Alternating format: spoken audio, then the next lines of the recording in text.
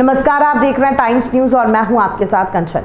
मध्य प्रदेश में किसानों ने बड़े स्तर पर रैली निकाली जिसमें जीतू पटवारी और दिग्विजय सिंह शामिल हुए। हालांकि पुलिस ने कई जगह बैरिकेडिंग की जिससे रैली में शामिल होने वालों को परेशानी हुई, जिसके बाद किसानों की भागीदारी में बढ़ चढ़ कर लोगों के द्वारा देखने को मिली।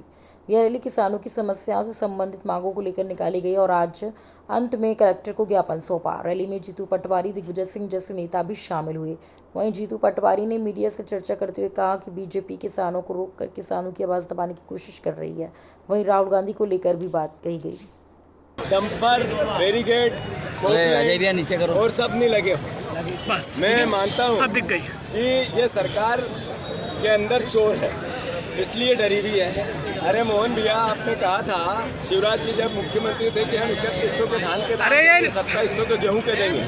अब मुंह क्यों चुरा रहे हो किसान के बेटे? नीचे कर लो अजय भैया। किसान के बेटे आईडी पे चढ़ाओ। सोयाबीन का मांग करते हैं तो आप ही ने तो कहा था कि हम डबल इनकम करेंगे। इंदौर में भूमि अधिग्रहण का कानून आपने कोलैप्स कर दिया। रोज स्कीम लग रही और करप्शन कर रहे, भू माफिया हो गई बीजेपी की पूरी सरकार। बीजेपी की आईडी में भू माफिया हो गई, भू माफिया हो गए। बीजेपी की नगर निगम और इसके नेता सब लूटने में लगे हैं। इस पर मोहन क्यों है मोहन जी? अरे आपने कहा था कि हम डबल इनकम करेंगे किसानों की। ये किसानों के बच्चों को आप कलेक्टर ऑफिस तक नहीं आने देते हो, ये है डबल इनकम। मैं मानता हूँ सरकार डरी भी है, अलोकतांत्रिक है। आज पूरे मध्य प्रदेश में जिस तरीके से किसानों ने हल्ला बोला है, इस सरकार को एहसास हो गया होगा कि अगर आप किसानों के 3000 रुपया कुंटल के भाव नहीं दोगे, 6000 रुपया नहीं दोगे, आप 2700 गेहूँ के नहीं दोगे, तो अगली बार किसान के बेटे मंडियाँ बंद कराएंगे। फिर उसके बाद लाखों की तादाद में विधानसभा के अंदर घुसेंगे। मोहन भैया जागो, आपके खिलाफ षड्यंत्र हो रहा है और आप ही की पार्टी के नेता कर रहे हैं।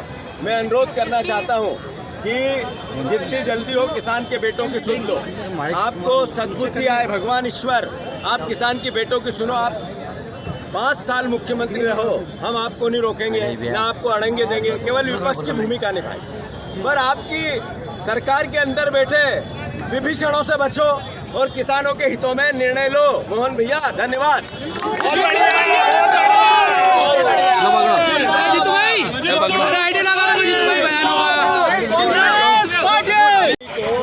जिस तरीके से गालियां दी जा रही है, जान से मारने की धमकियां दी जा रही है, जनता पार्टी के केंद्र की सरकार के मंत्री कर रहे हैं, राज्य की सरकारों के मंत्री और विधायक कर रहे हैं। क्या मैसेज है?